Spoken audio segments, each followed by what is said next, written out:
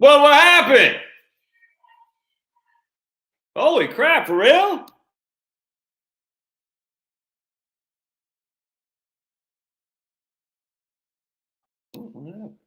What's up? I have to go over here. Hold on a second. I have to bring it on over. Bring it on home. Bring it on home to you. We're going to bring it on home. Why is this connection bad? Is anyone here? Anyone here? There we go. Nicholas Jasmine. Can you hear me okay, Nicholas Jasmine? Because I can't. It said my connection was bad. All right. Hey, all right, right on. So we're going to open a can of beer. All right. Some Waterloo. Hello, Ted. Oh, yeah. Some Waterloo. All right, cool. Kevin Hawthorne, right on. Oh, boy. Now Finney's barking. Hold on a second. Oh, boy. Let me get the knucklehead. So Tech is up 7-0 against the mighty Georgia Bulldogs. Come on. Why are you coming in or you staying out? There we go. If Tech pulls the upset.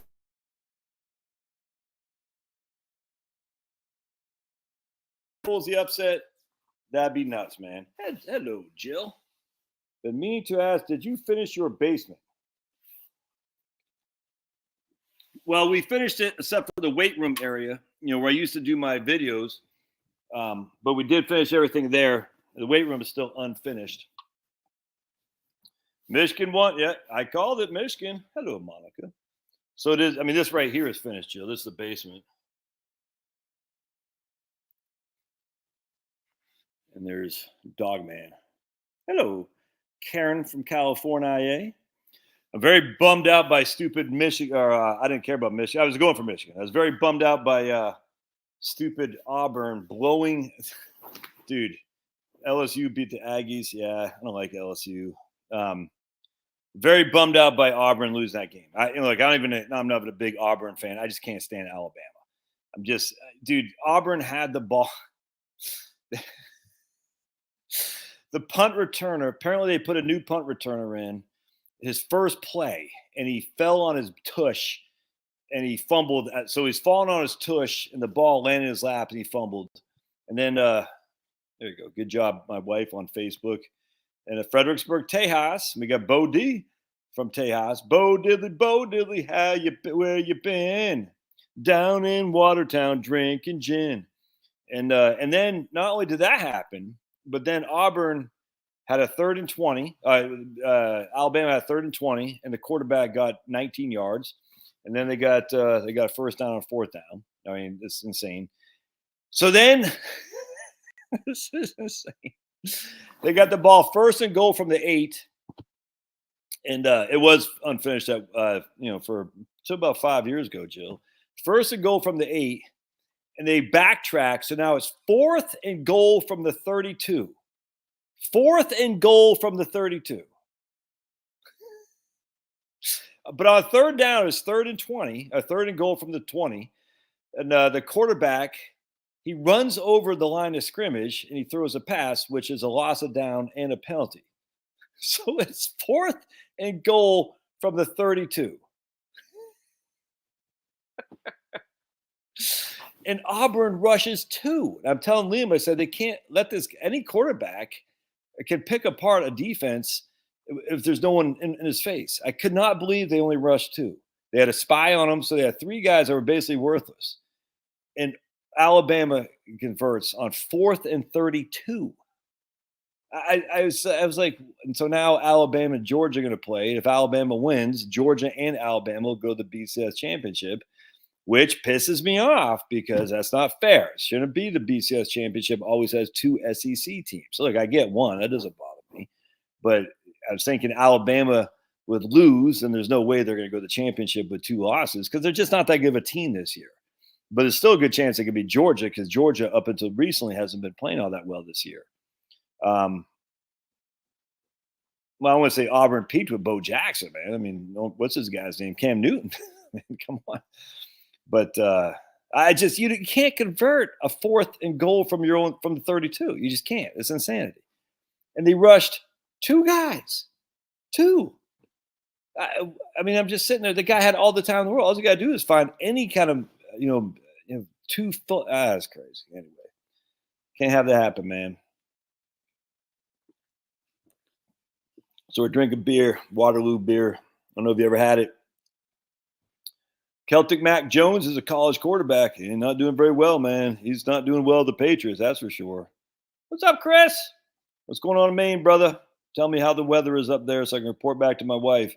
All right, so my man Pankage says, I'm in the government fed and I have all my TSP in the C fund. Should I, okay. So he's asking, should I move 25% to the F fund since they will stop raising rates? I'm currently 45 years old.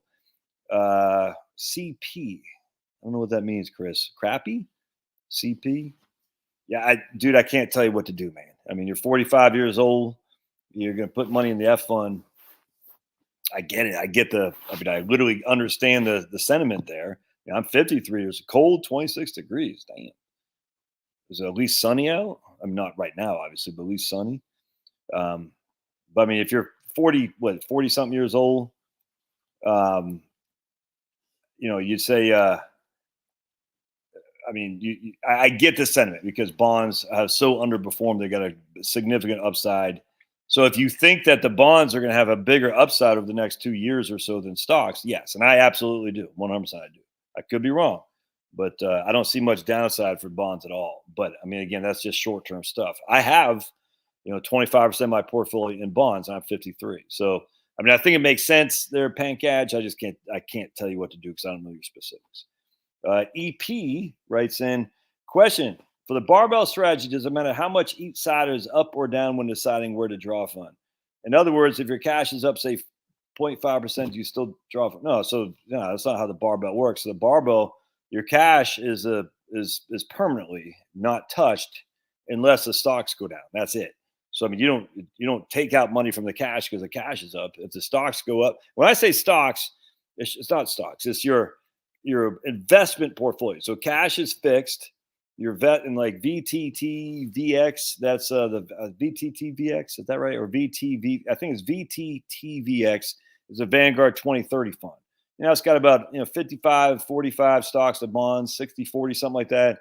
So you got cash and you got VTTVX or something like that. That's stocks and bonds. Or you got cash and you got VTI, 100% stock market. Either way is fine. But what we're talking about is their cash is locked down, locked tight, right?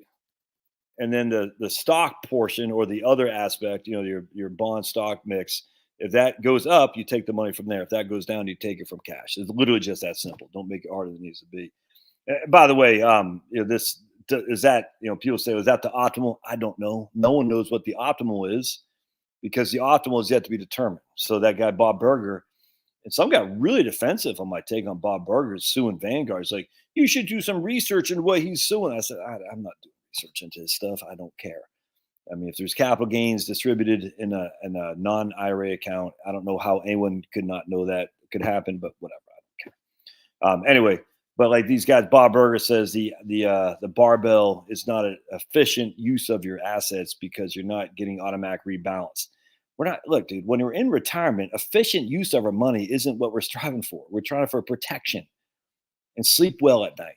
Protection, sleep well at night. The days of shooting for efficient growth, and this is also stupid too. The efficient market, efficient frontier, efficient market hypothesis. There's another one too. The CAPM, which is stupid. The capital asset pricing model. The Black-Scholes option models. Efficient frontier. Efficient market hypothesis. And there's another one that Markowitz talked about.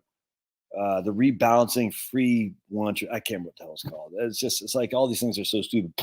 I mean, do they work? Yeah. Are they guaranteed to work? That's just so stupid, man. No. I mean, just because something worked, look, we've only really had essentially, from 1950 until now. So we've had 83 years of true equity markets and bond market. That's it, man. 80 years. That's just not enough sample size to give us any idea of markets. Remember, people say, well, 1926, what makes 1926 a start? Well, that's just when Ibsen started his chart. All right, well, we still had massive dislocation in the Great Depression. No, we had ration cars in World War II. We had massive dislocation in the Great Depression, whatnot. Making it illegal for gold, all this stuff. Can you call that investing? Sure, I suppose. But you and I weren't investing then, in terms of your grandparents weren't either. It's just as silly. So basically, the real world of investing started about after World War II.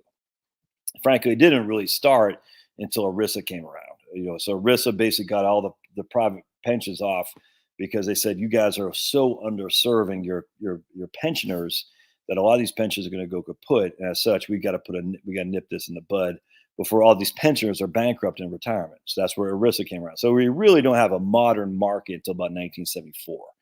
That's just a fact. And then ERISA allowed for small caps to be used in pensions and whatnot too. So, we really only have the S&P 500, and people say, well, what's that, big dog? And people say, well, government bonds. I did a video on this. Oh, man, my man Ed McQuarrie over at he's a professor emeritus, whatever that's called, over at Santa Clara University. He's done some great research on bonds. No one knows what the hell bonds were, what the returns on bonds were up until about the 1940s. We just don't have any evidence of that whatsoever. So we don't really have enough sample size to postulate, oh, it did this, all right, but that doesn't mean it will. It's mind-bogglingly stupid to say, well, 1871, you can make those arguments. No one was investing. It was just railroad concerns. Half these railroad concerns are run by corrupt people anyway. Have you heard not the Tea Party thing, was the tea bag thing, or what the hell is that called? Some kind of the tea dome thing. It's just all this crap was corrupt as all it can be, for sure. So we really only have basically 50 to 60 years of the modern era of investments. That's it. And that happens to coincide with getting off the gold window from Nixon.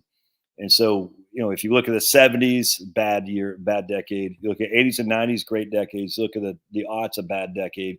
You look at the teens, as great decades. So we have the 70s bad, the 80s and 90s. We have 3 decades, the aughts, the teens. We have 5 decades. 60% of those decades kicked ass and took names. 40% of the decades suck, man. That's just a fact. So we have to stop this. The efficient approaches to do this or do that based on historical rates of return that don't it's meaningless, frankly. And by the way, just as again, I'll say this until I'm blue in the face. Getting drunk, baby. Oh, getting drunk in my Waterloo. If you're running, year over year, 30-year averages. I just was thinking about it, so I made that statement when I'm getting drunk. If you're running these 30-year averages, can't believe I'm thinking about it. You only have like 6 30-year time frames that are unique in terms of from each other. So 1926 to 1955, that's one 30-year time frame. 1927 to 1956 is 2 30-year time frames. There's another 30-year time frame. Those have a overlapping of 96%.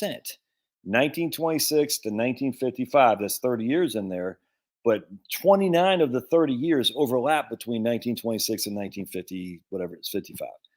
That's not statistically relevant. It's just not. It's too much overlapping in there. So the 30-year, the running 30-year, whatever the hell it's called, you know what I'm talking about, 30-year time frames, we don't have enough of those that are independent of one another to have any idea what the future holds at all. We just don't. If you're running these 30-year time frames that are overlapping, 96, 95, 94%, it's just not statistically relevant. It's just not. Let me just check. Hold on just a second. All right. Hold on just a second. Look at this, by the way. I don't know if you're going to be able to see this or not. There's Pablo. Look can you see his hand? Look at that. Not appropriate, Pablo. It's Pablo's hand right on Finney's butt. Not appropriate at all. What the hell, Pablo? Oh my goodness. Pablo is 57 flavors. All right, so hang tight, guys. I just got to check the score of 14-7. Oh, hey, Tech's 10-7, Tech. All right. Look at that. And we're almost done with the first period. All right, we'll take it. Way to go, Techie. I can't believe that right there. 4th and 31. That's just insane. So it happens when you only rush 3. Stupid. All right, let's keep going. What's the rules for a Social Security for a spouse married 15 years, divorced 15, not huh? Man, you gotta make it sense for me, man. What's the rules for claiming Social Security from 4? Yeah, I don't know what you're talking about. So I guess you're saying you're married 15 years, you're you were divorced 15 years, not remarried, single 62. Yeah, I mean, you can take your spousal benefit because you weren't remarried before the age of 60, and you can take a survivor benefit too once your ex-spouse dies. That's the rule. We got water. That's one good. I like the cranberry.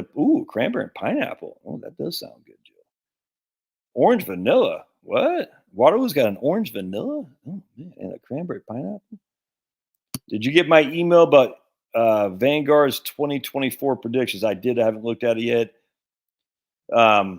The interesting thing was I think I posted up on my. Let me actually see if I can't bring this up on my YouTube channel about Morningstar. Let's see what I got. Hold on just a second.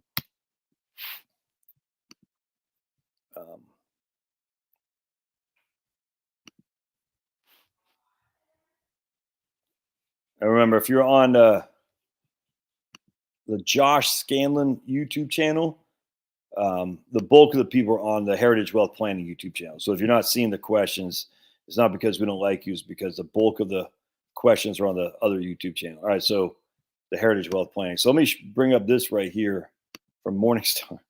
This might be the stupidest thing I've ever seen. So I posted this in my community tab. I said, bartender, I'd take whatever Morningstar is having. Thanks. So here's Morningstar's 30-year asset class return and inflation assumptions. All right, so the return. Can y'all see this? This is so. I mean, this is Morningstar's 30-year asset class and return assumptions. Small cap value 12.87 is what they think is going to be for the next 30 years. 12.87 small value. Large growth 8.64. Small growth 10.3. Investment grade bonds 4.93. Okay, where's that come from? Where you get 4.93 from? It's just this might be the investment grade. Oh, that's their corporate bond. Excuse me. There we go. T-bills 3.31. Excuse me. So I thought they're talking. That still seems quite high to me, but be that as it may. Inflation 2.42, which I agree with that 100%. But small, this is the Morningstar small value stocks, 13%. And then large stocks about 8.5. Oh, about almost 9. I'm like, what? Consecutive 30-year periods of not married. Right, exactly, 100%. Pablo doesn't have any class, 100%. What's up, Jeremy? Yeah, we do need an intervention with Pablo. Pablo is 57 flavors. Notre Dame 21, Stanford 16.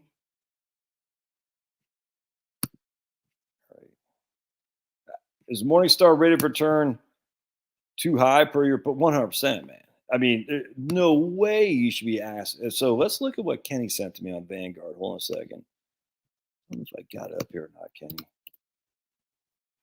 Check it. Let's see what Vanguard. Let's see if we can't find old Kenny. Oh my God, you killed Kenny. There we go. Let's see if we can't find the Kensters email. Here it is. All right, let's take a look. All right, look at Vanguard's. That's just nuts, man. Nuts. Carol likes spicy apple Waterloo, but I don't like cinnamon tea. Ooh, that sounds nasty. Pulverizer's late. Friggin' what? Come on, man. No one expected you to be on time, Pulverizer, because you're too busy smoking dope, watching Pink Floyd The Wall, saying, yeah, man, good time rock and roll. Yeah. All right, let's see what the Vanguard study. I haven't looked at it yet. All right, so just I guess the question was on you're divorced. As long as you're married for 10 years, you're not remarried before 60, you can file on your ex-spouse's record. That's just a fact, and you can file for a spousal benefit and or a survivor benefit. That's just what it is. So that's it. That's the only thing you need to know. Now, if it's not going to be more than your, and they don't never know, they don't tell the ex-spouse, hey, Joey just filed on your record, Rebecca. She doesn't know, you know what I'm saying? But you don't need to find, you don't need to know. Just say, I'm the ex-spouse. I want to file on Joey's record. And they'll say, okay, that's literally just that simple. It might not pay as much as you think, but it can't hurt to try. All right. Carol just likes spicy. She likes spicy stuff. Stocks average more over the last 8 years, so having cash is a waste and inefficient. Heck no, the idea of stocks always goes up. Yeah, 100%, Jill. I mean, they say stocks always go up, and they just conflate. What's the word? Conflate. They look at the market as being on a trajectory going up. Well, that's fine if you're adding to it, or if you're just sitting by. It's different when you're taking money out. That's where the whole sequence of return things comes up here. I believe they have it figured. They will figure it. I must have missed something here. Get into stocks, people. The word is the Democratic donors are going to prop them up to get Sniffy back in. Teapot Dome Stand. That's right. I posted a video about where one buys portion of assets and annuity and the rest in. Posted a video last week about portfolio where one buys a portion of assets and annuity and the rest in assume high yield savings. I don't remember that one. At your age and place in life, what is the minimum you would need to retire without fear? All right, who wants to tell Matt? Matt 9199 ill. So the question is, Matt is mid-50s. He says, what is the minimum you would need to retire without fear? Who wants to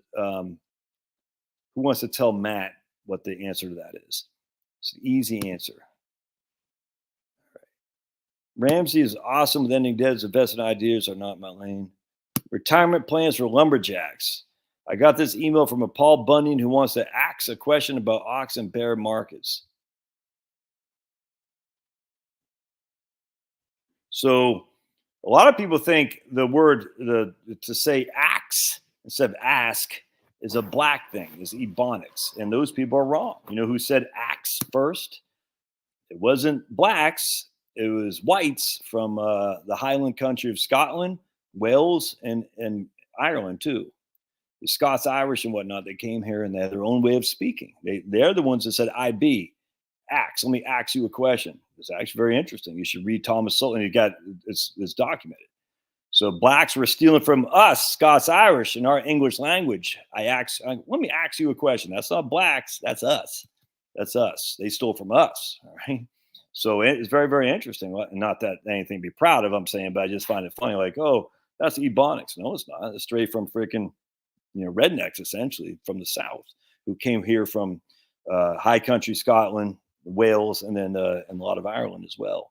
And Thomas Sowell's book, White Liberals, Black Rednecks, is very, very interesting because you're reading this, you're like, holy crap.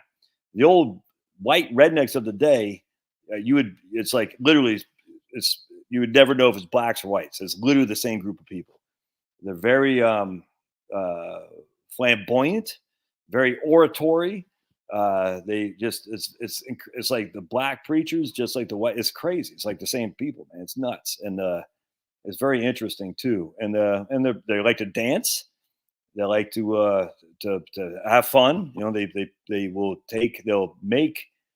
They'll make an effort to have fun, even if that means violating, a term and condition of a contract or something like that. It's incredible. You're like literally reading this. You're like, holy crap, man. It's very interesting. So you should read that book, man. You'll get a kick out of it. You say, huh? And the point being was the essentially white trash whites, redneck whites, and the poor blacks, the slave people like that. They're all in the same group, same economic station life. Very interesting, actually. And because of that, they were essentially, this is why the rise of the discrimination and Jim Crow was because the poor whites, they always want to be one step above someone else. So they never looked up. They always look down, and that's a tragedy, man. I've said this a million times. Same thing happened in the Toussaint Louverture Revolution in Haiti. The poor white said, instead of looking above us, we're going to look below us. As long as someone's below us, then that makes us happy. And so they partnered with the rich whites and the aristocrats and the Yankees and whatnot, as opposed to partnering with the poor blacks, where they could have really made a true revolution of it. And they just said, hey, we want to be wealth. As long as we're wealthier than someone behind us, we're fine. It's too bad. You should read the Haitian Revolution. The days of the old South.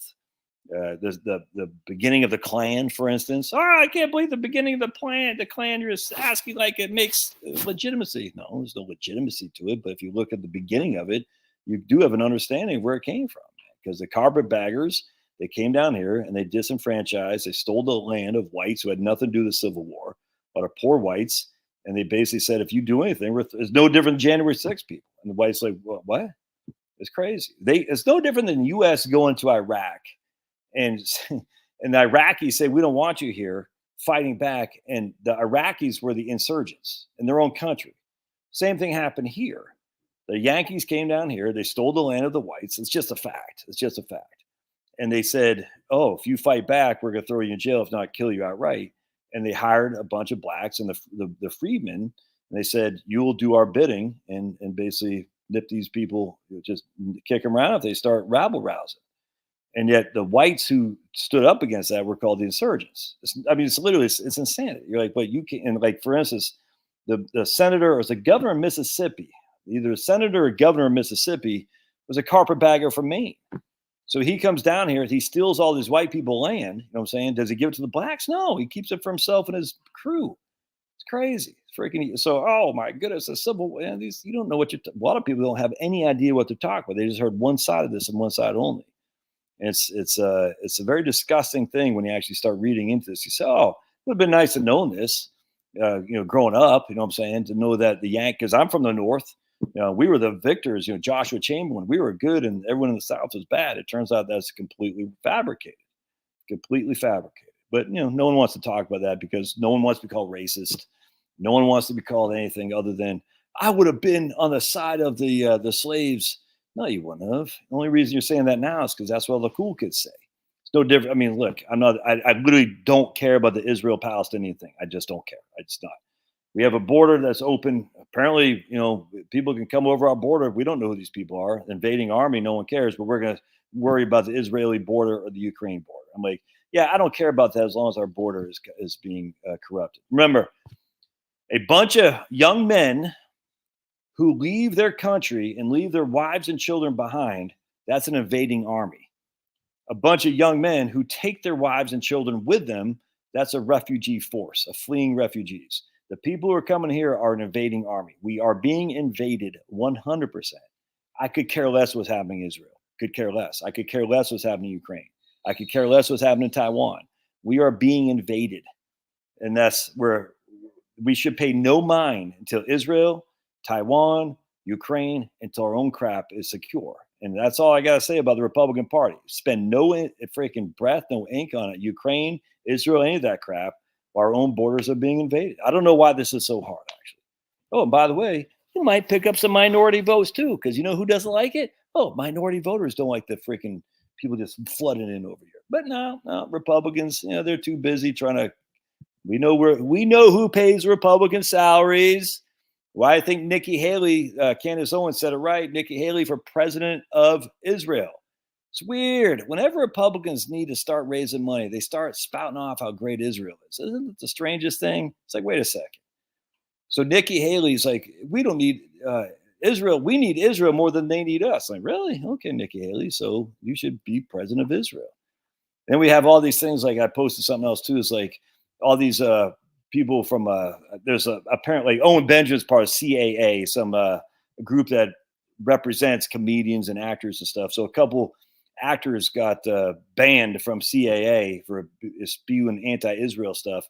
These same actors were spewing anti-white stuff for 5 years. No one cared. Like CAA didn't care. They're like, hey, you can spew anti-white crap all day long, but the minute you say anything about Israel, you're out of here. So, I get it. So you can hate whites all day long, but man, it doesn't matter. Fed will glorify you for hating whites. We're going to put you, they're literally going to put these people on Broadway. They're going to put them on Broadway, these two chicks on Broadway for spewing anti-white hatred. But the minute they spewed anything against Israel, you're out. You're out. Dude, it's so clown. All right, so we got right here. Gabe says, in the world so dramatically different since the advent of the internet to make all studies from before 2000 useless. I mean, remember, earnings, always remember, stocks are based on two things and two things only. Earnings growth and dividend yields. That's it. Earnings growth and dividend yields. So it has nothing. I mean, so that's how you base your stock performance on. Now, what has happened, not since the advent of the internet, but what has happened since basically ERISA, again, what happened when ERISA started getting rid of company private pension plans and putting it into 401ks, essentially. That's what ultimately happened. Is that had more and more investors investing in these things. All right, so we got rid of commissions under Jimmy Carter, got rid of fixed commission rates. So there was Schwab, discount brokers, and whatnot. So it gave capitalism more and more investors. That's all there is to it. Capital markets, I should say, not capitalism, but capital markets. All right, so we really only have 50 years of experience of this. That's it. So we have earnings growth plus dividend yield. That's it to get your returns. But then you have appreciation or appreciation of share price to earnings ratio, appreciation or price to earnings ratio. It's not depreciation, fall, whatever it is. So PE ratios. How much are you willing to pay for $1 of earnings? All right. So earnings growth plus dividend yield plus or minus PE contraction. That's what it is. PE expansion or contraction. So PE expansion happens first and foremost when interest rates are low, because people say, oh man, I'm only getting 2% on a risk-free investment. That's not enough. Inflation's at 3%. That's not going to get the job done. And again, inflation's how they gauge inflation is stupid, but we're going to use it. So people say, I got to take more risk to at least get a rate of return that's over after net of taxes and inflation. That'll give me over that. And so the risk-free investment at 2% I still got to pay tax on that risk-free investment, but it doesn't keep up with inflation. The net of taxes is only giving me a third or a fifth of half of what inflation is doing, essentially. I'm just throwing that out there. So I'm going to put more money into stocks. All right. I'm willing to pay more for $1 of earnings of stocks than I would have been if the risk-free return was higher, which makes PE ratio expansion. Instead of paying an average of $15 per $1 of earnings, I'll go to 20. I'll go to $25 per $1 of earnings because I need to have more growth. I need to have a higher rate of return. So I'll take more risk for a higher rate of return. That's what happens. We got dividend yield plus earnings growth plus PE ratio expansion or minus PE ratio contraction. So expansion, we go from a 15 on average to a 16 to a 20 to a 30, 35, all right, even more. That is not sustainable. That's not sustainable. The higher the price to earnings ratios you get, the more money needs to go in there to prop up these high expensive stocks. And when that doesn't happen, you're going to have PE contraction. And so now we go from, who's that? Who's that? Gav? You working out? All right, cool. So now we have PE contraction. So PE ratios go from 40 to 30. That's a, what's that, 20% decline, 25% decline in price to earnings ratios, right? Which means you're paying $40 per $1 of earnings. Now you're only paying 30. That's a pretty significant drop in price to earnings ratios, a drop in price of stock, essentially. Will your earnings growth plus your dividend yield make up the drop there? Probably not. And one of the other reasons why PE contracts as opposed to expansion is because earnings growth is dropping. People are saying, earnings growth is declining. I bought a stock that had a PE ratio of 15. Now that stock's got a PE ratio of 40, but we just got earning projections and the earnings growth look like they're going to be south for a while. I might take some gains off the table, especially if my risk-free asset, what I can get in short-term treasuries, is 5%, which is now. So that's the conundrum we're in. We're definitely still have inflated PE ratios relative to historical norms. We used to be able to say, but interest rates are low. I'm telling you guys, The days where we could say the PE ratios are inflated, well, that makes sense because interest rates are low. Those days are gone. So we can't say now PE ratios legitimately are inflated because the risk-free return is so low. Those days aren't here anymore. Now the interest rates are back up to par, essentially, where they 5% is a perfect place to be. I can get 5% risk-free rate of return. What does that mean for my stocks? That means for me to risk my money in the market, there's got to be some serious opportunity for earnings growth.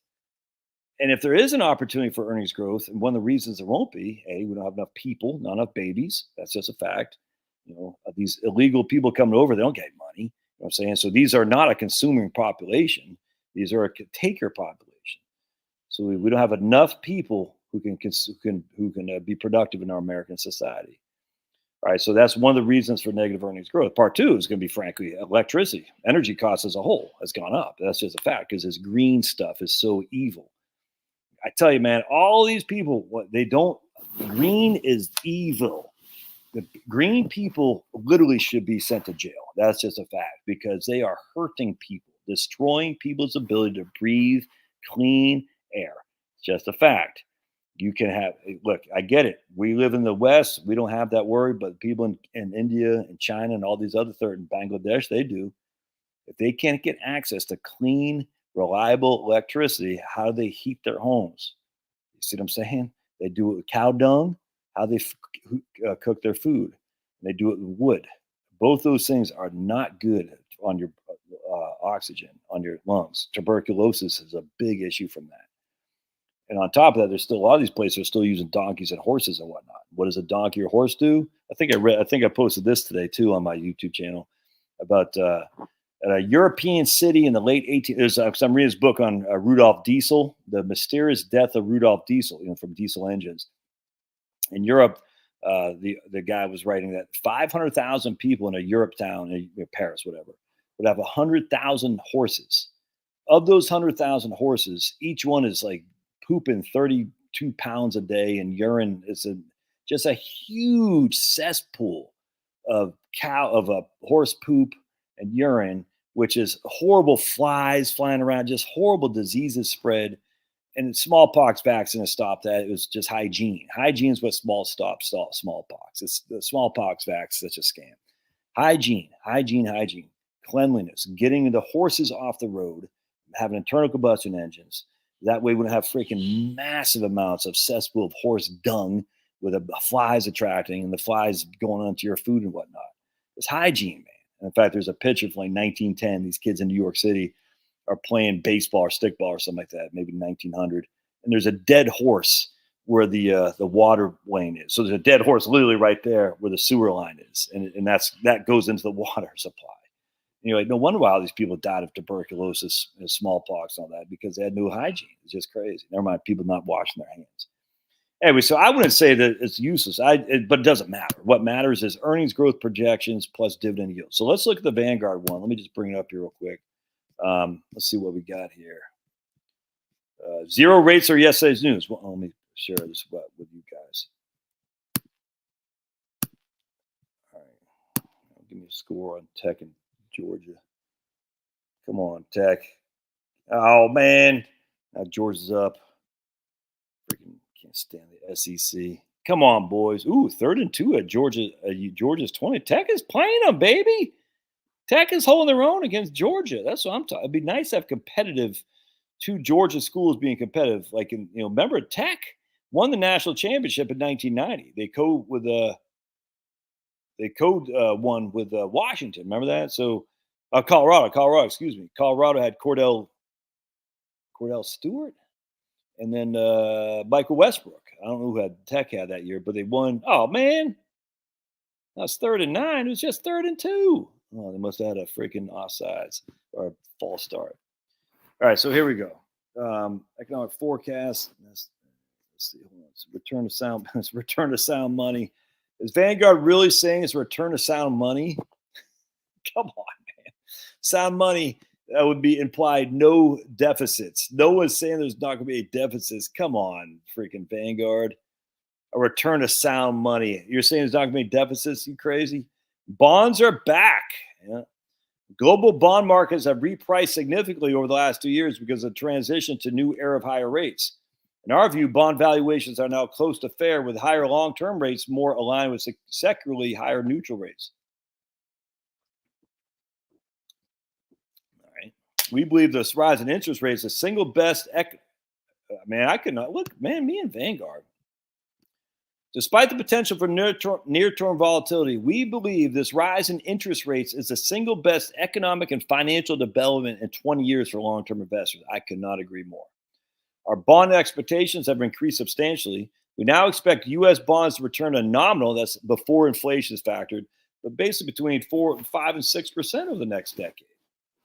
Right, man? I'm 100% in agreement with Vanguard here. 100%, absolutely. We now expect U.S. bonds to return a nominal annualized return of basically 5 to 6%. Yep. I don't care about international. I could not agree more. That's fantastic. Higher rates leave equities overvalued. Now, Vanguard's notoriously been on the conservative side for many years, which is why I like them. I'd much rather be cautiously pessimistic and be wrong than cautiously than optimistic and be wrong. That's for sure. A higher rate environment depresses asset price valuations across global markets. Yep. While squeezing profit margins as corporations find it more expensive to issue and refinance debt and more expensive to pay for high energy costs as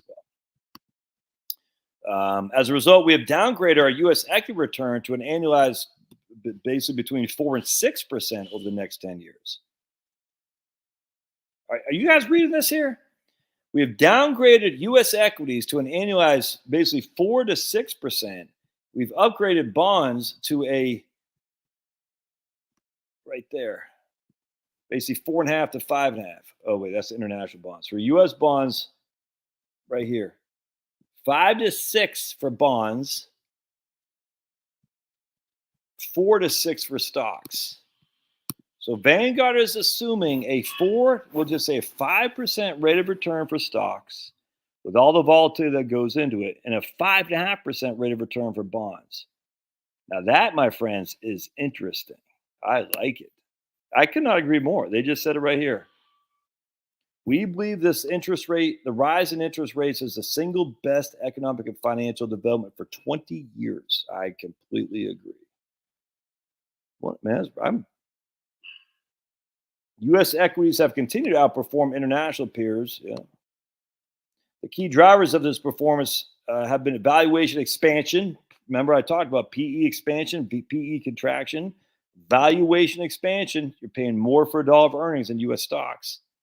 And U.S. dollar strength beyond our fair value estimates. What? I thought the dollar was going to collapse. Crashing dollar. U.S. dollar strength beyond our fair market expectations.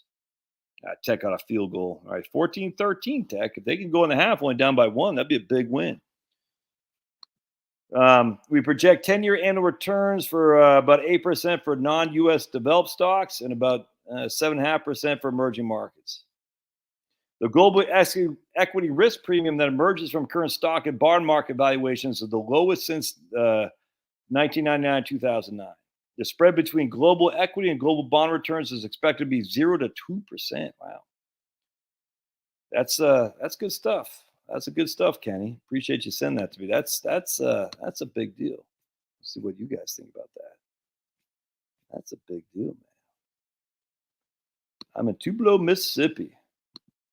I have no say. 100%, man. Oh, 100%. Zelensky and AIPAC, 2 peas of the same pod. Yep.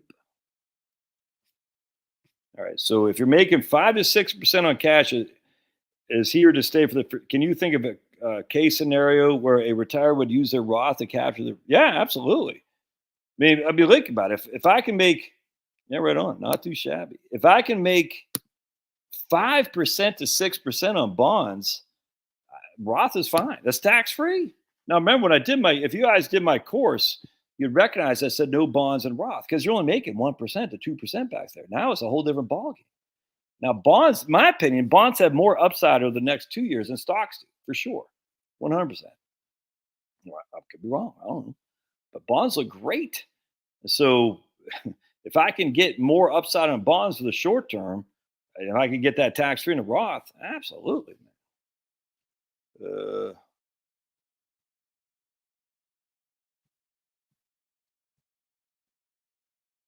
Oh, 1%, dude. The poorest in, don't forget, Mississippi is is wealthier than the UK. Just wanted to throw that out there. Mississippi has more money per capita than the people in the UK. Just FYI. All right, that's sweet. Look, and they're only looking out for us, Jill. RNA, DNA for food that can survive digestion. They're just looking out for us. Yeah, Bo Jadon says everything's fine. Exactly. No more kids in cages. Nothing. I'm in the 12% tax bracket. Most of you in 12% tax bracket retirement. I have 400,000 IRA. Should I convert to Roth? Man, I don't know, man. That's a good question. That's a good question.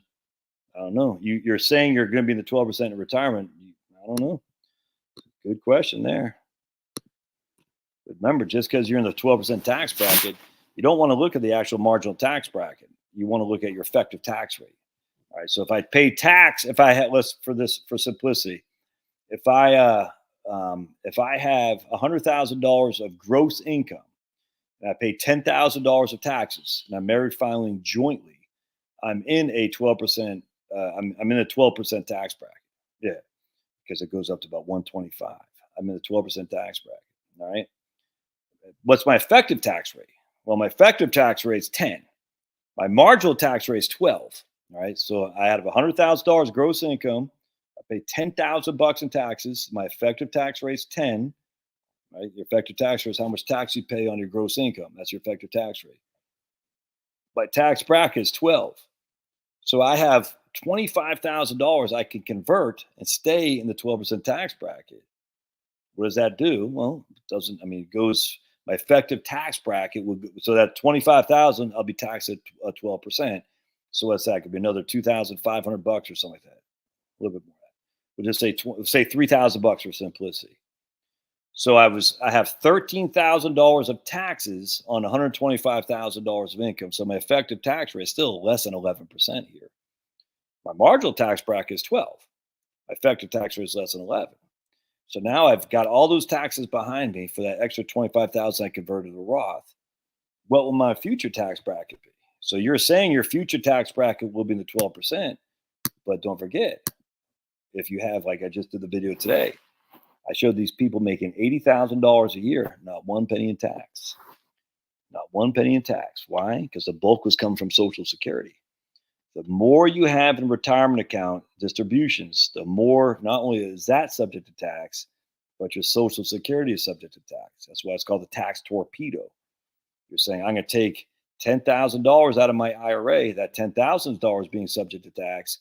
But now I'm also that $10,000. Not only is that being subject to tax, it increases my Social Security amount that's taxed by $10,000. So while I'm pulling $10,000 out of my IRA, my taxes, my income goes up by $20,000 for how the tax torpedo works. If you guys aren't familiar with that, I highly encourage you to read my books. Again, I pull $10,000 out for my required distributions. That $10,000 is taxed. Now, what was before tax-free Social Security, an extra $10,000 is subject to tax. I didn't make an extra $10,000 of income. Just put more of my income to be taxed. It's such a clown show. Oh yeah, I don't do that anymore, Jill. Denise. I don't give only to clients do I give right capital access anymore. So I don't do that anymore. Just FYI. I was doing that for a little bit. I just didn't want it. I don't like that. So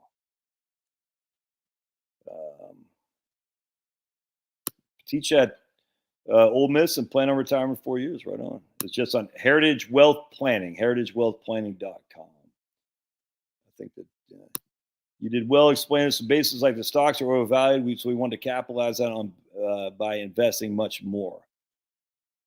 It's like the stocks are overvalued, so we want to get that.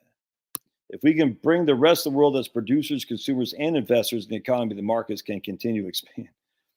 Never heard that before. If we can bring the rest of the world under the American capitalism, if we can make them see our great ways of democracy, like we did in Afghanistan and Syria, Vietnam. Well, Vietnam's now. Yeah, how many people did got destroyed in that whole transition? We can make them. We're gonna make them see democracy the way we see it. Bring the democratic forces of America to Iraq. Iran's next, because look, all these warmongers, Lindsey Graham, all these guys, they want war with Iran. That's just a fact. All right. Josh and a Hotep Jesus or Gothix channel collab. Yeah, I follow Hotep Jesus every now and again. Gothix, she's all right. She's all right. No, local subscribers do not get access to Right Capital anymore. Just FYI. If I retire at 55 but wait until full retirement to take Social Security, would it be more? Would it be more or the same amount if I took it early at 62? If you're taking your Social Security at 62, it's going to be less than if you took it at your full retirement age, regardless of when you retire. So I'm not sure about that. Okay, so the lawsuits over Vanguard 2050 fund. Vanguard converted some shares and people got hammered with a capital gains hit. Vanguard converted some shares. They converted shares. I don't get it. I don't get it. So, all right, maybe there's more to that than I'm meeting the eye. The refrigerators are exploding and destroying people's homes. Notre Dame's winning. How did I lose my fingernail? I must have missed that episode. A weight.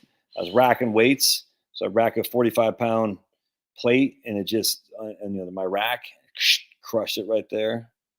Hurt like hell. And then and then it just it was bleeding, like internal bleeding. So I took I watched a YouTube video, and I took I sanitized a needle, poked that sucker, and I put that on my shorts. Let's watch that actually. Let's see if I can't find that guy. Hold on, you'll get a kick out of this, everybody.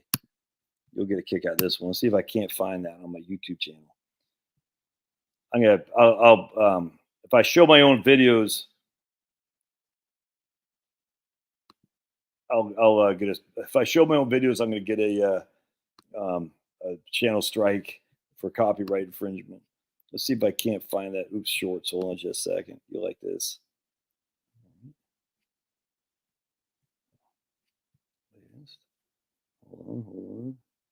Hold on. Where is it, man? Huh. Where is it?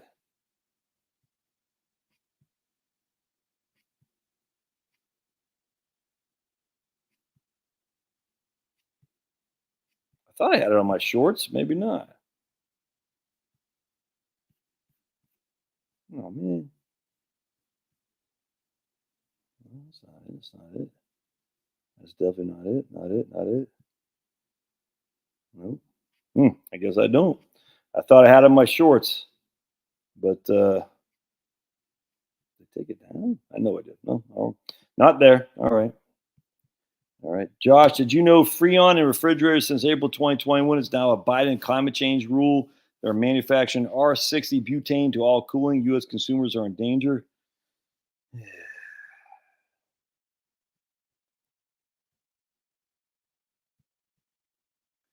Everyone here, potential class target date fund is okay. We'll move forward to discovery. All right.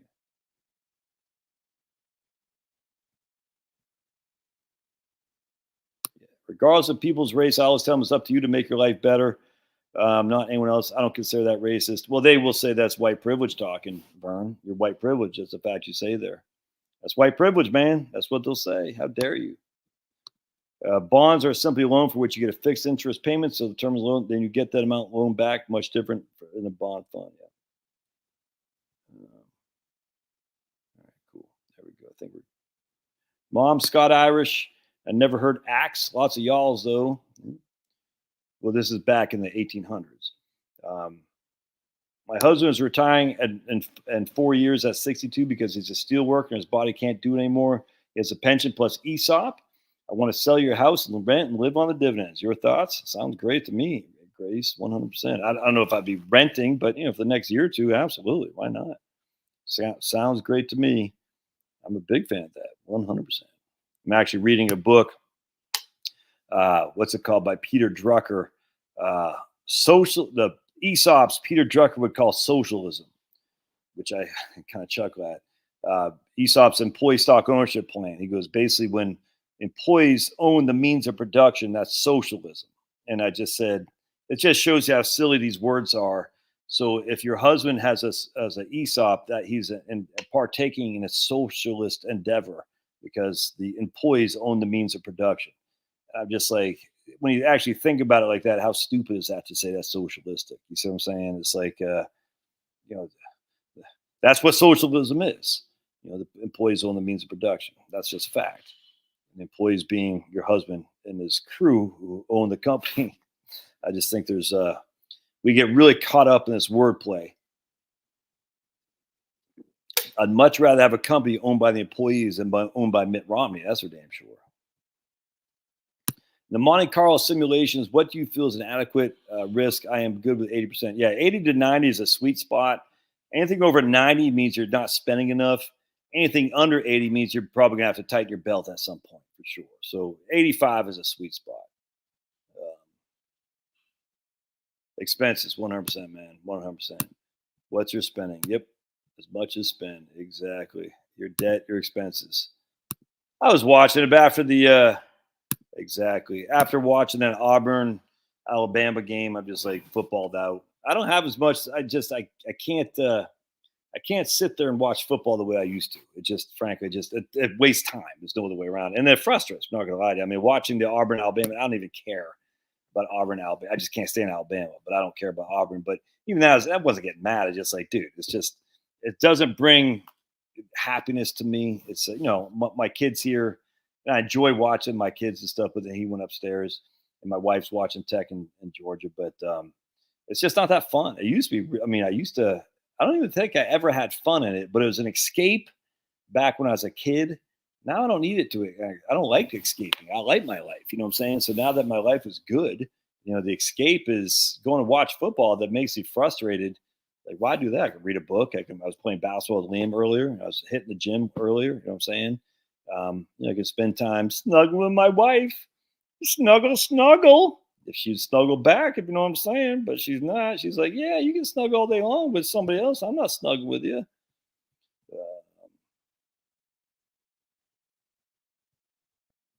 No, dude, you're going to be banned. You're banned. Thanksgiving leftovers reheated in the microwave always tastes better than the first run. Dude, that is the absolute wrong thing, dude. Absolutely. Yeah, I would expect 5%, Jeremy. If we get 5%, I think that's what we should look at. 5%. Pound. All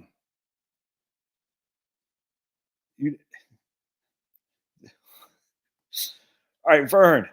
You never. Ironic that the hashtag Me Too movement translate in English to the pound Me Too movement. Dude, Owen Benjamin did one of the funniest jokes on this that get him knocked off YouTube and things. Pound Me Too.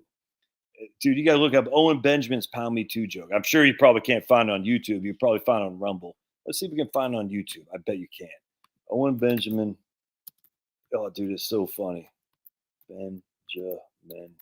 Pound Me Too. Oops, hold on a second. Dude, it's funny as hell. I'm not gonna find it. I'm not sure I'm gonna find it, but if you get a chance, you should. It's funny, man. Oh my goodness, it cracks me up. Pound Me Too. Heck, put it all at small cap value and sit back. Right on, Jill. I put zero stock in 30-year unless. Yeah, what I'm saying. I get you. Probably just, yeah, he did. All right, let's keep going here. Josh says, we're going to talk about that. My fund money is at 6% year to date, while the S&P is at like 20. S&P is not up 20% year to date. Nah, we talking about, man. YTD, no way. No way the S&P 500 is up 20% year to date. VOO, let's take a gander. Let's see. You're right, dude. Holy crap, pulverizer. You're right. 20% year to date. Damn, I take that back. Damn, that's nuts. S&P is rising mostly on the Magnificent Seven. The other 493 are meh this year, but who cares? As long as you're in the S. That's the whole point about the S&P 500. All it takes is 7 to run and the other 493 to sit. We don't care. That's the whole point. But stop picking hard. If you don't pick those 7 stocks, you're flat. If you pick those 7 stocks, you're golden. but you're never going to pick those 7 on a regular basis. So you just be in the market and be done with it. On the other hand, why did the S&P drop so much last year? Because the 7 or whatever it was fell like the tech stocks fell like a freaking brick in water. So the tech stocks fall, that made the S&P fall more than you would like. Of your other stocks didn't fall as much. The tech stocks go up in this case because the tech stocks are such a big proportionally relative to the S&P 500 as a whole. You're loving life.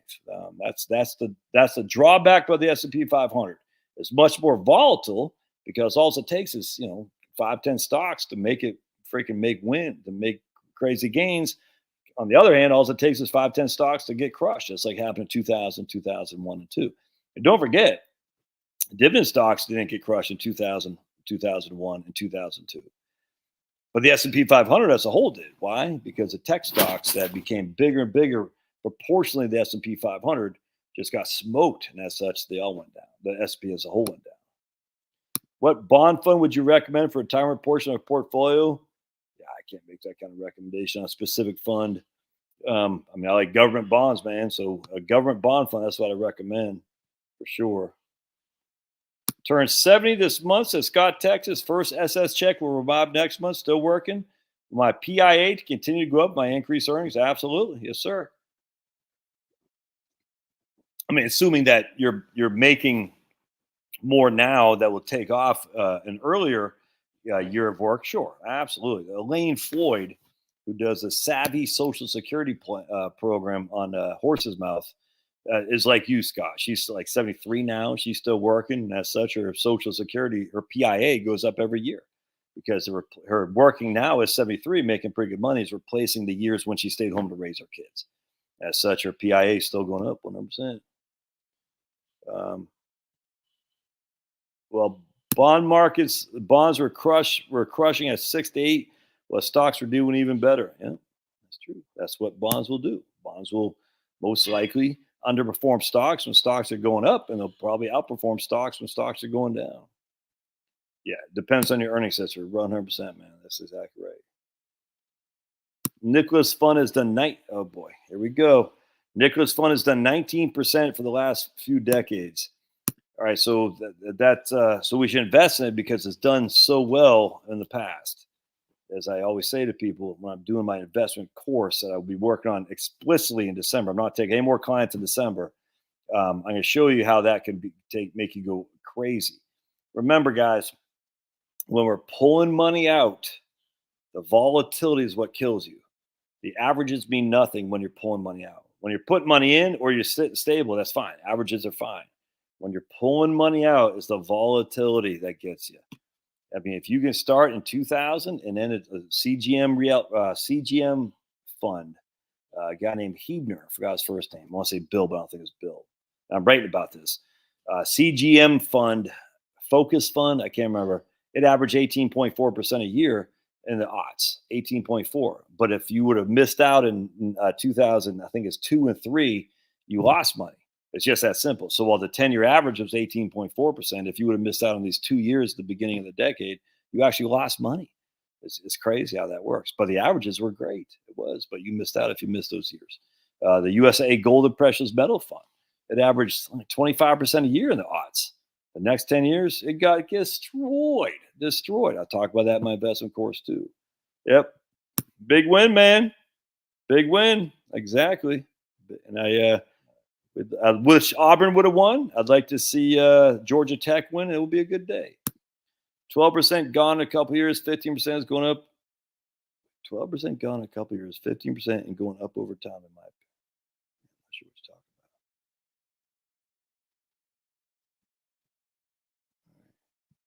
you're talking about. John Bogle was, I don't think that's true. I don't think John Bogle was 50-50 stocks and bonds, was he? Oh, I'm thinking about Buffett. Buffett was 90-10. He would recommend 90% S&P and 10% treasuries. Yeah. Oh, 100%. I still own VTI. It's my largest holding by far.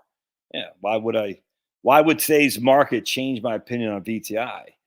VTI is just the entirety of the stock market. So I believe that the stock market has still more growth than negative, 100%. I still believe in the capital markets.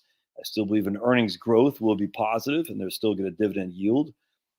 As such, I don't expect much out of the VTI. I expect about 5 to 6%. But yeah, absolutely, man. I 100% still believe in VTI.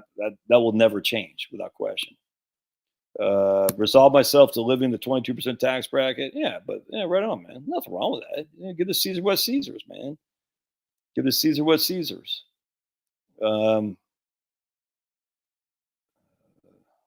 12% will come to 15. Yep, exactly. What I'm saying. So the 10 will stay at the 10, 12 will go to 15, 22 to go to 25, 24 will go to 28. Not a huge jump though, guys. It's just not a huge thing.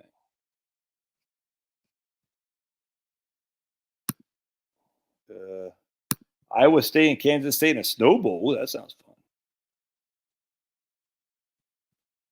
fun. Uh, Wisconsin Badgers volleyball. You just like it because the chicks wear their slinky outfits. No one will ever convince me otherwise. I've talked to many clients whose daughters play volleyball.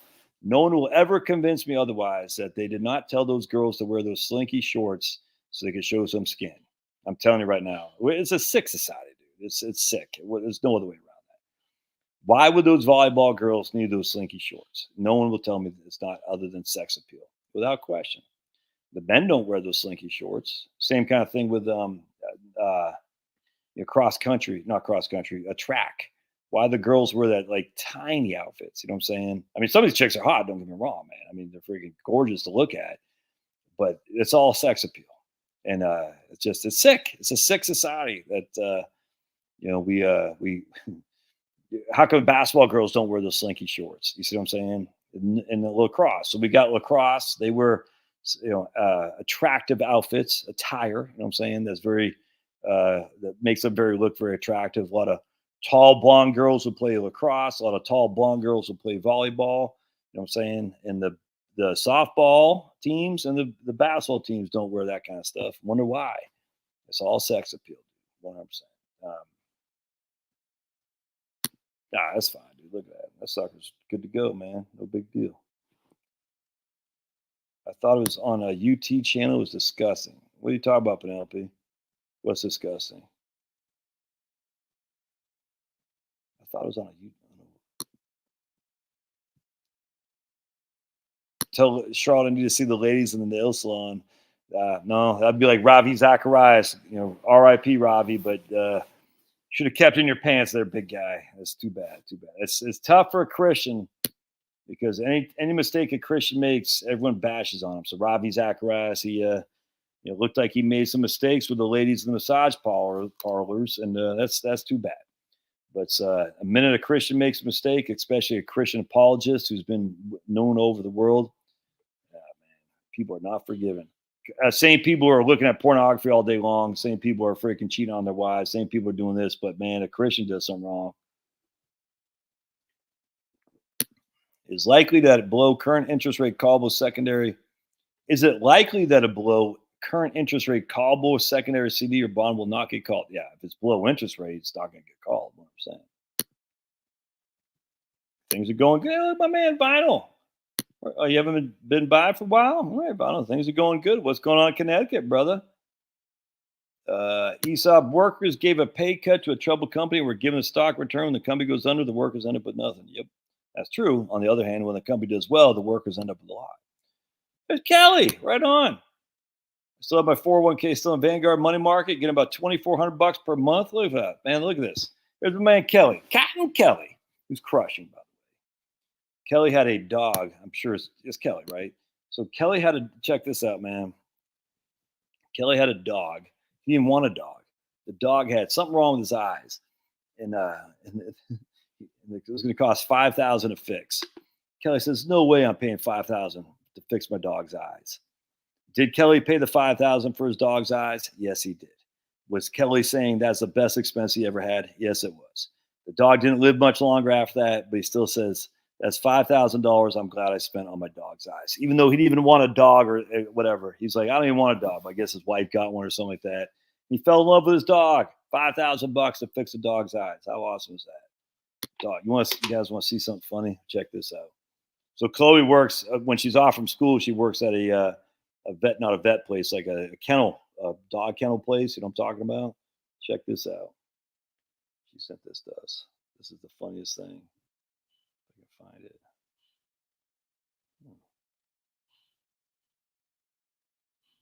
Where'd it go? Oh, she's sent here. All right, watch this.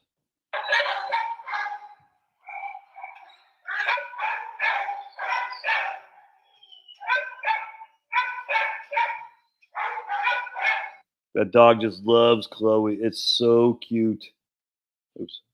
A second. Here we go. Watch this one.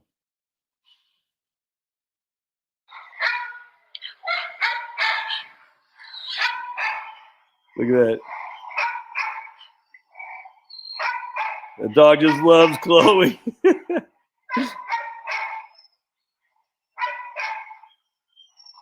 That's Lily the dog. Oh my goodness, it doesn't get any cuter than that. But you guys want to see something even cuter? Watch this. This is the funniest thing ever. Watch this.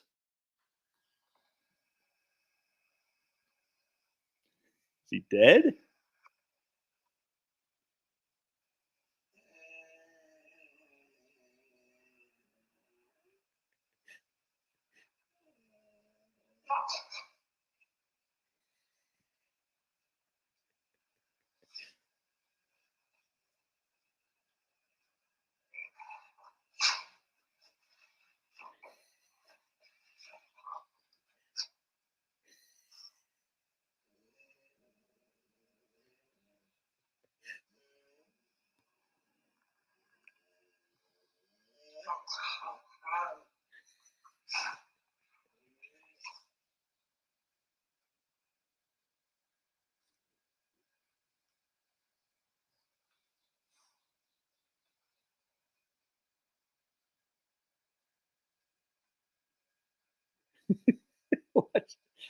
Say, whoa, what's going on?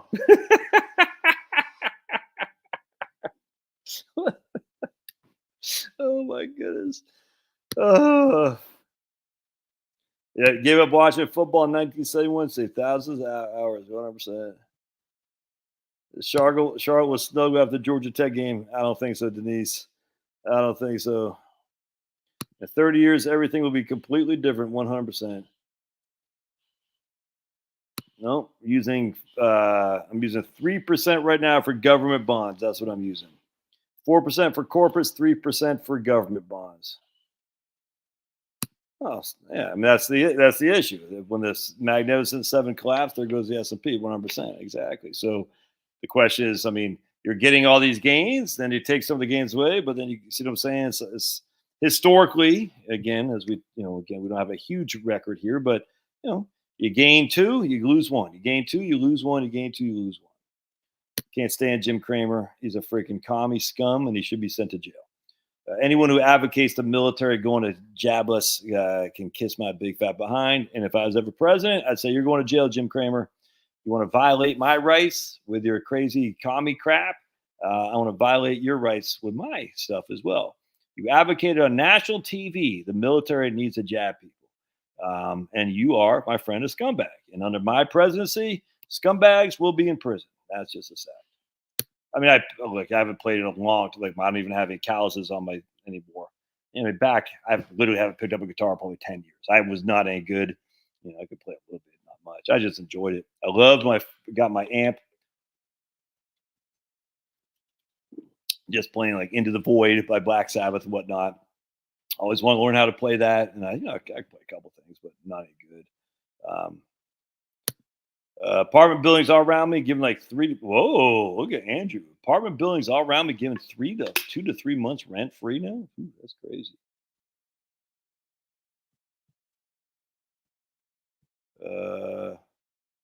See, that's the thing about rent. I'm telling you, everyone's saying the part of CPI is rent. How many people's rent who are steady land tenants have seen the rent go up each and every year? Not many. Not many. Yeah, the NFL's. It's just Tom Brady's talking about this on the Stephen A. Smith shows. Like, it's just mediocrity, 100%. They can't tackle, they can't catch, they drop the ball. I mean, there's so many drop passes lately, so many fumbles. It's crazy. No, Maine has increased vinyl. Maine's increased its population. We're not talking much. I mean, don't forget Maine's only got 1 million people. So, but it did have a 20,000 person increase last year. All come from Massachusetts. People in Connecticut come from New York. So New York, Massachusetts losing people. Maine and Connecticut are gaining people. All right. What else here, guys? Yeah, right there. Oh man.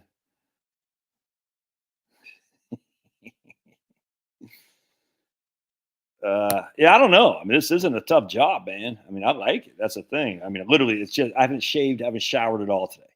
Talked to my man Roger up in Michigan, matter of fact, and this morning, it's a kick ass job. I love it. I get paid well as long as I got. Oh, by the way, I think I have the proof now. Ever since I started doing live streams again on YouTube, my views have gone up. So I think it's more than a coincidence that when I stopped doing live streams, my views went down. When I started up doing live streams again, my views gone up. I say, yeah, I get you, YouTube. So there's absolutely a reward to do live streams on YouTube for your views. There's just no, you won't convince me otherwise. I just looked today at my analytics. I was like, okay, I see what's happening. And we're talking 100,000 views less when I wasn't doing live streams per month. You know what I'm saying? So I get about 500,000 a month on average. Some months, I think I broke 1 million once as last year, but I typically get about 500,000 a month on average. And when I wasn't doing live streams, it's down to like 350 or so. You know what I'm saying? And now I'm back. The trajectory is going back to 500,000. So I said, I gotcha. And I stopped doing videos on Sunday, which is another reason too. I stopped doing videos on Sunday, so I'm only doing videos 6 days a week with no live streams. So that the live streams, like we got 170 people right now on here. We got 138 on Josh on Heritage Wealth Planning, 30 on Josh Scanlon, and 2 on Facebook right now. So we got 170 people right now. It was up to about 210 at one point a few minutes ago. So that's all views right there. You know what I'm saying? So and when you have more views, you have more pay on YouTube. It's just that simple. So I stopped doing it on Sunday because I'd like to keep the Sabbath.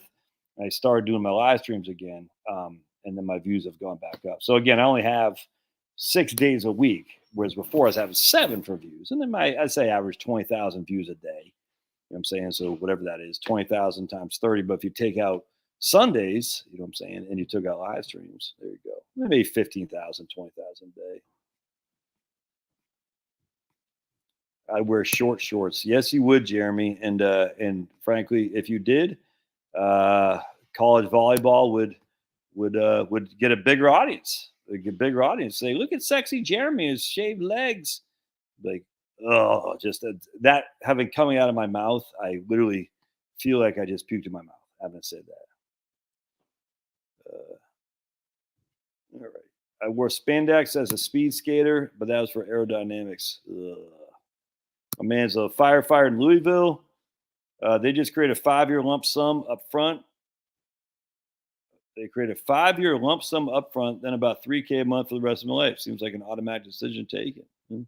That's what they're making you do. It's kind of weird though. 5-year lump sum up front and 3 month K for the rest of your life. Seems like they're trying to reduce the amount that they're obligated to pay you as a firefighter. They want more risk to you and less risk to them. It seems like. Look at my man saying thanks for serving the public. Hey, look at Rebecca. You're in Alabama, Tennessee to see family. Right on. Rebecca, where are you going for Alabama or Auburn? Oh, God. We've heard a negative yield curve forever. We've had a negative yield curve. I mean, literally, this stuff just bores me. We have a negative yield curve. They used to say the inverted yield curve meant a recession. I said, I guarantee if you have a negative yield curve, you will have a recession. I guarantee it. I guarantee if you have a negative yield curve, you will have a recession. You heard it here first. I guarantee it. You know what else I guarantee? Shh, don't tell anybody this. Shh. So remember, my man's saying a lot of financial people talk about possible downturn because of negative yield curve.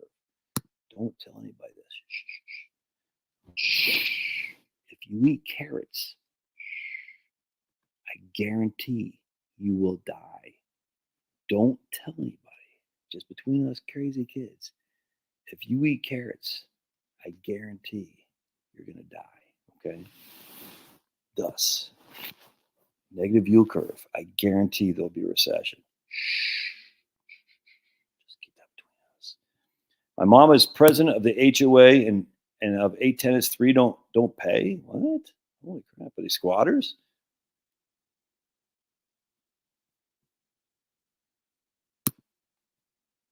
Josh says I do live streams on the locals every Wednesday. Locals, just us crazy kids on locals. You think that's funny, American legend? Eat carrots. I guarantee you're going to die. I guarantee it. You will die if you eat carrots. I'm telling you, man, it's no joke. My man says, if my wife doesn't have points for her own Social Security files, I said, does she get? Blah, blah, blah, blah.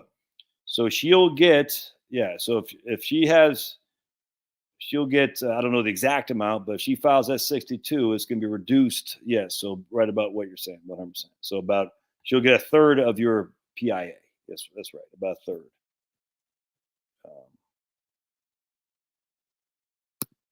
Does Facebook even have a live thing? See, I'm on Facebook Live right now, but it's through StreamYard. I wonder if I should do live Facebook. That'd be kind of interesting.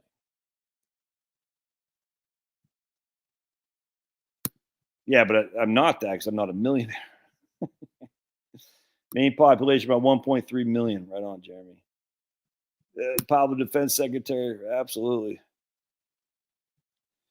I play an Ozzy Black Sabbath tribute band in San Diego. Oh, Into the Void is by far and away the best metal song ever. It literally, I was on Massive Reality. So I remember I got that album. I just started buying. I got Aerosmith Greatest Hits, Police, Ghost in the Machine, Kiss, Destroyer, Rush, Caress of Steel, and Black Sabbath Massive Reality. I got them all for $3.99 each at the record store in Portland, Maine. I remember I think I had one other one too. Police, Aerosmith. I can't, but I think I remember those 5. And I remember, so I put all the other ones on, and I remember putting Black Sabbath, bow now. That was okay song, kind of slow for me, kind of boring. And then I think Into the Void was next. I must have been 9 years old. I'll never forget. I was sitting on, we lived on Peaks Island. I remember sitting there just listening to this. It was probably in the spring, and just saying, "What is this?" It was like the best thing I'd ever heard in my life, man. It just made me happy inside. Not like, oh, but maybe like it spoke to me, man. Into the Void. I'll never forget that song. I mean, the first time I heard it, I just literally sitting on our spring in Peaks Island, Maine. We had this little kind of a dining room area, little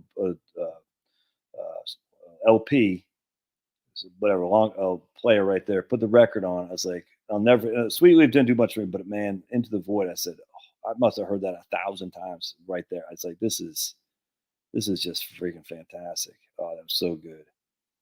And then I started listening to like Paranoid and stuff. I was like, oh my goodness, and I was watching the video on YouTube, like 1967, Black Sabbath. They do the Wizard. I think they did Paranoid. It was still in the era where the Beatles, because the Beatles aren't very good. I mean, everybody knows the Beatles suck. Horrible band, the Beatles. Everybody knows the Beatles sucks. And anyway, so this is still the day when the Beatles are starting to get scraggy, but the kids are still kind of haven't got full scraggy yet. So they're still kind of, like good boys, you know what I'm saying? And then, and all these good boys and girls were seeing Black Sabbath live for the first time. And I think they played Paranoid, and I think they played The Wizard. It's just like in 1967, you're like, man, you guys, like, you don't even know what you're witnessing. You're witnessing the beginning of everything. It was crazy. I'll never forget that. Black Sabbath played in Portland, Maine, October 1970. I was born in Portland, Maine, July of 1970. Yep. Yeah, dude. So I just saw this band the other day, Hot Ram, and then Telekinetic Eddie, and a bunch of boomers in nursing homes shaking their head, shaking their walkers for that. The Beatles, horrible. Oh, I just think people like the Beatles because everybody else does it. That's horrible. You're like, dude, this sucks, man. Like, Let It Be is a good song. The one to Hey Jude's a pretty good song. Everything else is like, oh, it's so boring. And the Rolling Stones, they suck too. Give me a break. The Kinks and the Who, that's where it's at. The Beatles and the Stones, bleh. The King, I mean, we talked about this last time, I think. Cream, Yardbirds, yes. The Beatles and the Rolling Stones, ugh. Good night, Denise. See ya. Yeah, well, that's right. I mean, good job to John Lennon. I think John Lennon was slowly becoming a capitalist. Like he said something, I don't know, like being for Reagan or something. I can't remember what it was, but I do like me some banjo too, man. I do like some. So the Hackensaw Boys are playing tour in England, in Europe, and they're a bluegrass band out of Virginia, like a more of a modern bluegrass band. Nope, sorry, that's not true. Black Sabbath was the best, without question. It's not debatable. Anyone that says otherwise is getting banned. That's a fact. Black Sabbath was the best band ever, bar none, bar none. All right, you're banned. Beatles, nope. Led Zeppelin, I like Led Zeppelin. Bluegrass, I love. Banned. Banned. Who else is going to be banned? Who else is going to be banned with your stupid taste in music? Leonard Skinner, yep, that's good. I still have Marshall Tucker Band. Marshall Tucker Band, man. Both those two guys in the Marshall Tucker Band went to Vietnam, and they came back, started Marshall Tucker Band. Dio Sabbath is better than Ozzy Sabbath. I don't agree with that, but I will. I for a long time I did not give Dio the props for being the front man for Sabbath. But I was listening to Heaven and Hell about 3 months ago. I was like, this is a stellar album. That's all there is to it. Hey Marie, que paso? Oh, okay. You should. Okay, never mind. So vinyl's not banned. He said you could have listened to John Coltrane and Miles Davis instead of the Beatles. Nope, that's not true. Nope. That's simply not true. That's wrong answer. Banned for saying wrong things. Boss Tweet is banned for saying Iron Man and Paranoid, Black Sabbath's best songs. Nope, that's wrong. My particular group only listens to Dylan, the Beatles, and the Byrds. Banned. The Wizards, a great song. All right, I can get out of here, my friends. Master of Reality is my favorite Sabbath album by far. The Day the Children of Grief was written, the metal was born. And then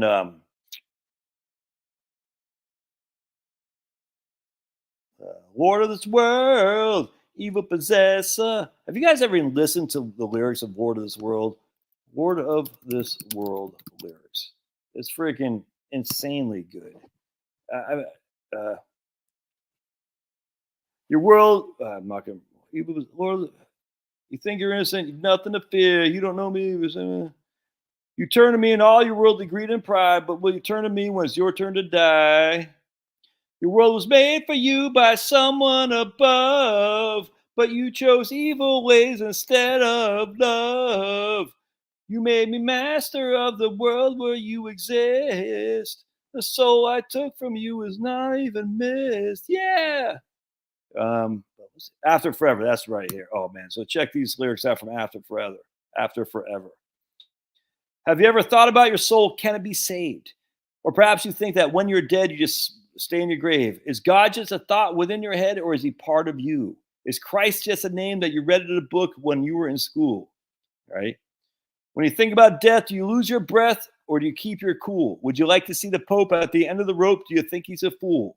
Well, I've seen the truth. Yes, I've seen the light, and I've changed my ways. And I'll be prepared when you're lonely and scared at the end of your days. Right here. Could it be that you're afraid what your friends might say if they knew you believed in God above? They should realize before they criticize that God is the only way to love. Is your mind so small that you have to fall in with the pack wherever they run? Or will you still sneer when death is near and say that you might as well worship the sun? I think it's true there's people like you who crucified Christ. I think it's sad the opinion you had was the only one voiced. Will you be so sure when your day is near you say you don't believe? You had your chance, but you turned it down. Now you can't retrieve. Perhaps you'll think before you say God is dead and gone. Open your eyes, just realize that he is the one, the only one now who can save you from all the sin and hate. Or will you jeer at all you hear? Yes, I think it's too late. Oh my goodness. That's not the best lyrics. I'm not even doing it just. Even my great voice. Oh my goodness.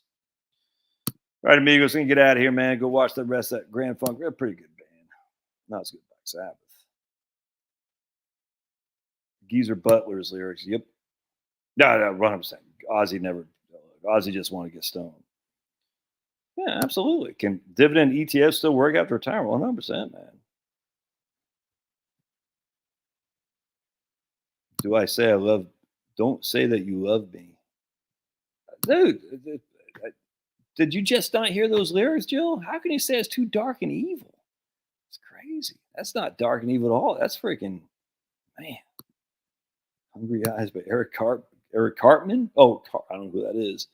That meant Eric Cartman. Black Sabbath, well planning. I like it. Fleetwood Mac, gone. Your band. Check out Psychophobia from the Tony Martin Ear Sab Killer song. Oh boy. Yeah, I can get out of here too, man. I'm getting tired. All right, my friends. God bless. Black Tusk. There's a band locally out here in Georgia called Black Tusk, and they're pretty good. The vocals leave a lot to be desired, but the music is freaking kicking ass.